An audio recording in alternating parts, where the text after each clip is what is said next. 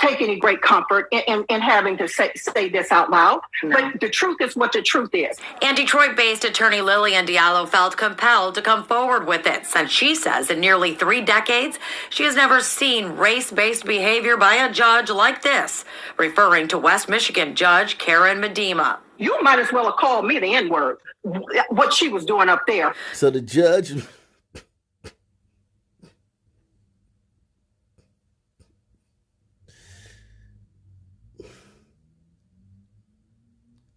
Something is wrong with these sisters, man. Something's wrong with them, man. I told you guys a long time ago. Their main agenda in the public sphere is to hijack the victimhood narrative from the Sun Man. So we're the biggest victims. We're victims of everything. We can't, even when we do something wrong, it's immediately excused. Some excuse is given for it, poverty, something. No matter what we do, we get an automatic excuse. That's if they cover it, because they ignore 99% of the stuff we do.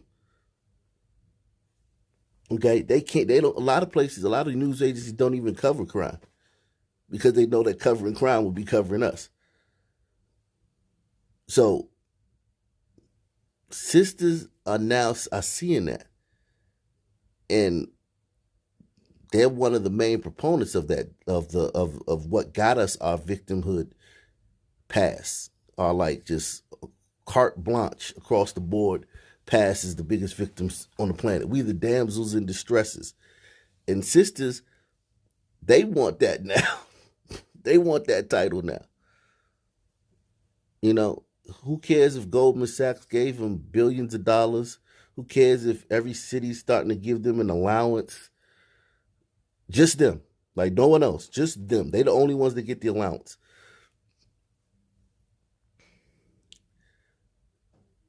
None of that matters. They want that narrative. That victimhood narrative that Sun Men have is so powerful, man. You can do anything you want and it will be excused and you get away with it. The sisters want that. And they're coming for that.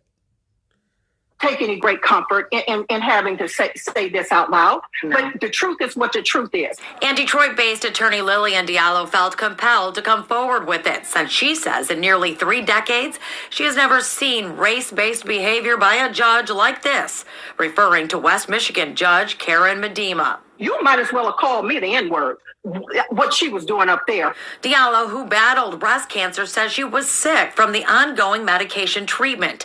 On January 6th, Diallo claimed she told the court clerk about her condition and asked to handle her client's sentencing over Zoom instead of driving 3 hours to Ottawa County Circuit Court. She only asked because she saw the virtual hearing option clearly on the court's website, but was told the judge required she be in the courtroom. She wanted to go virtual instead of driving 3 hours to the courtroom because she wasn't feeling well, and the judge said she had to. Well, maybe there's a reason why this needed to be in person. Could it be another reason besides the fact that the judge hates Sun people? I mean, could there be another reason? Because that's what I look at. Okay. This judge is requiring you to come into the courtroom from 3 hours away because she hates Sun people. And she's directing that hate at you now because you're the Sun person that she's directly dealing with. You have to be able to prove that, man. Told the judge required she be in the courtroom. I asked her clerk. I said, well, can I zoom in? No, we don't do that. out here. I'm like, oh, but I was reading. I'm like, okay, fine. So I went in there because you ultimately don't want to put your client in a worse position. But Diallo fears that's exactly what happened. She confronted the judge after she looked over and saw another lawyer appearing virtually in the courtroom, what Diallo was told she could not do, later learning he too had a pre-existing condition. Okay, so she saw someone else. Does she know the circumstances of that other situation? Could that lawyer have made those arrangements well ahead of time? And she made her arrangements at the last minute? I mean, does she know everything? And we do that as some people a lot. You know, we assume that everything is based on the color of our skin. If someone's rude to us, we assume that it's because of the color of our skin. We don't even think that person could have been rude to everybody. If something doesn't go our way, we assume that it's because of the color of our skin without realizing that it may not have gone our way because of another reason. We see a glider get some kind of benefit.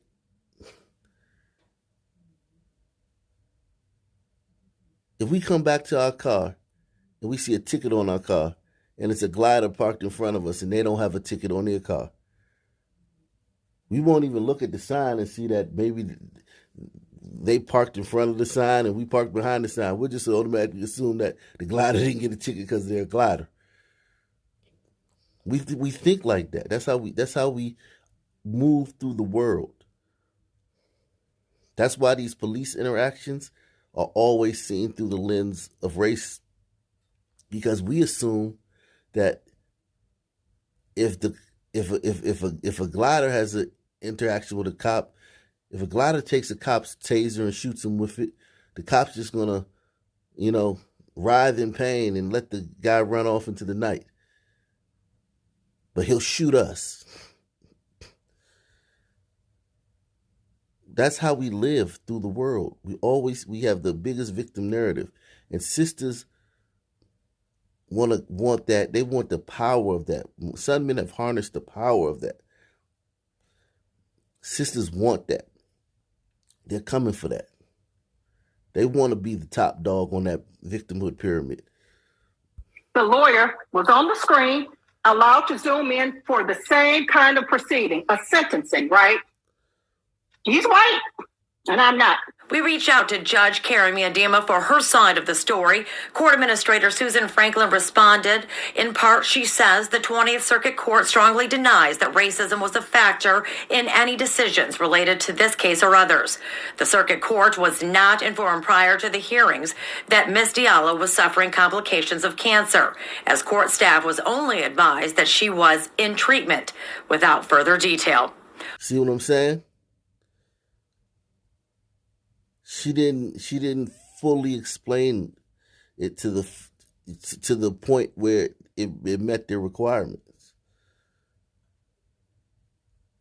So they were like, yeah, you got to come out here. Had she done everything she was supposed to do and explained her situation properly, they would have let her do it. But here she is snitching. And you know one thing that really irks me is that some people got this no snitch policy when a little kid gets killed in broad daylight in their neighborhood. Hell, 20 little kids can get killed in 1 year in broad daylight in their neighborhood. And then they scuttlebutt through the neighborhood. Oh, that was Man in them. Oh, that was Daviante in them. Oh, that was Marquavius in them. Everybody, gets the little scuttlebutt and people start hearing things who did it and whatnot. And they never tell. But a white person says something they don't like, they snitching. They doxing them. They up at their job. They posting their job online. They writing letters to their job, trying to get them fired. They're telling everybody on the biggest pool, but this glacier glider said something that I didn't like. This glacier glider did something to me, and I think it was racist. They're quick to rat, quick to stool pigeon, quick to snitch on a glacier glider over words.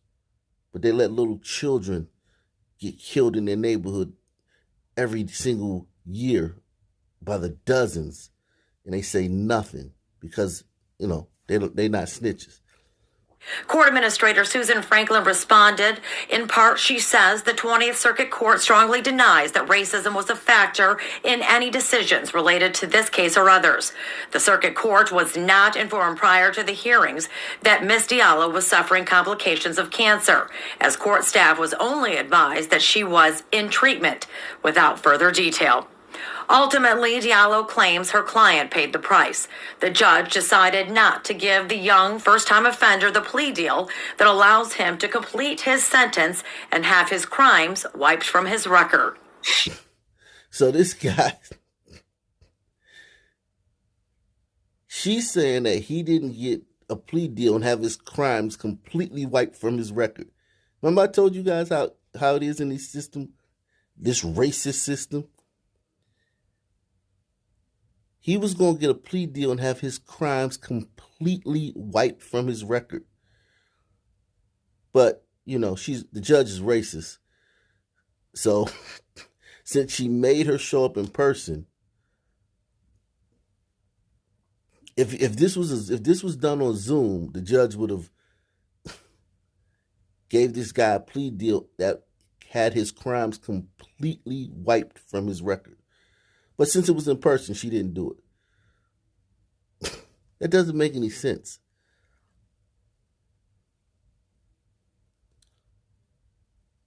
And this is the type of stuff, there's a lot here to unpack, but this is what the system is. You got son lawyers, sister lawyers crying racism over every little thing. You got son man defendants, like, possibly getting their whole record wiped clean.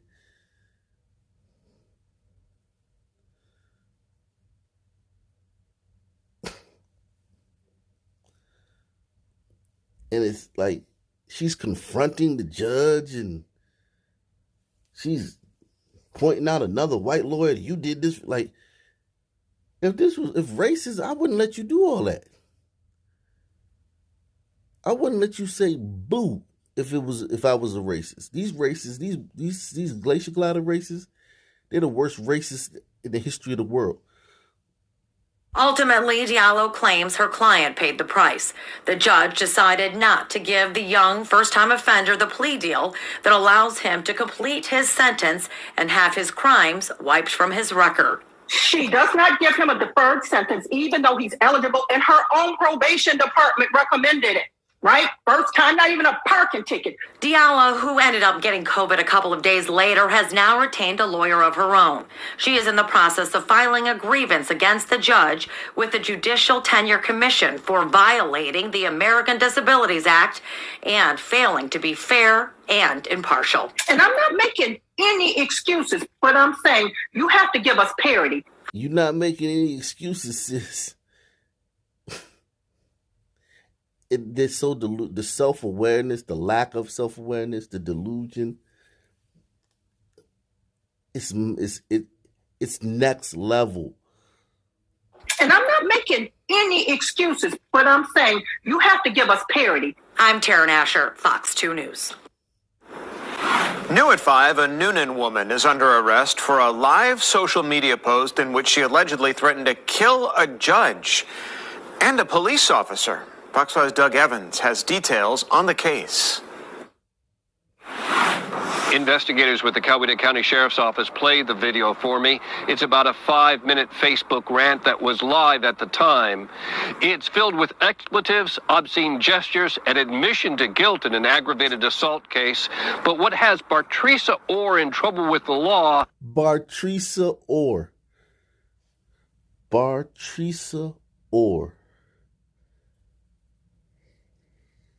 So that means her dad was named Bart. And her mom was named Alicia.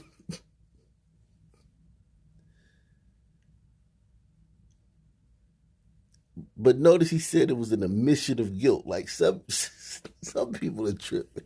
She got on there and threatened the judge and admitted guilt. just ranting and talk like something is. This is hardware. These are hardware issues, man. Hardware issues, man. And yes, there are a lot of some people that don't have these hardware issues, but the majority of them do. The overwhelming majority of them do. These are hardware issues. You can't fix this. Investigators with the Coweta County Sheriff's Office played the video for me. It's about a 5-minute Facebook rant that was live at the time. It's filled with expletives, obscene gestures, and admission to guilt in an aggravated assault case. But what has Bartrisa Orr in trouble with the law are threats to the lives of a judge and a Noonan police officer. Here's that Facebook video Coweta County Sheriff's investigators say landed 26-year-old Bartrisa Orr in jail and charged with 2 felony counts of making terroristic threats. They say Orr had 2 arrest warrants for failure to appear in a criminal case in which he's accused of attempting to run people over with her car. Which he's accused of running people over with her car.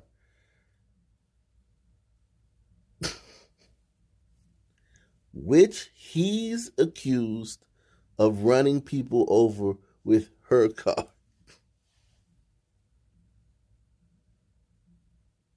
I knew it, man. As soon as I seen it, I knew it. Charged with 2 felony counts of making terroristic threats. They say Orr had 2 arrest warrants for failure to appear in a criminal case in which he's accused of attempting to run people over with her car.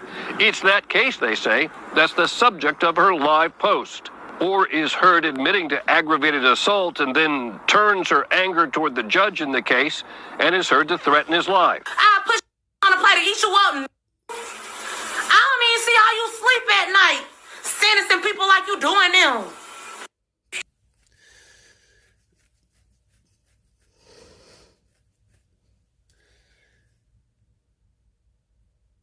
I don't see how you sleep at night, sentencing people how you doing them. But as I've told you many times before, these people, they sleep like babies. I mean, regardless of what they do. There's nothing that they can do that will interrupt their sleep that day. Okay? Nothing. I push on a plate to eat you up. I don't even see how you sleep at night, sentencing people like you doing them. She mentions putting them on a platter, which is it's street terminology for basically I'm going to beat you up or I'm going to kill you, put a hit out on you. Investigators say Orr later directly threatens to kill the judge, warning that it was a promise. She's also accused of threatening to kill a Noonan police officer. Investigators have asked Fox 5 not to name the Superior Court judge in the case for safety reasons. Coweta County investigators say Bartrisa Orr is being held in their jail, charged with the 2 counts of making terroristic threats. Those are felonies. She's being held without bond. In Coweta County, Doug Evans, Fox 5 News.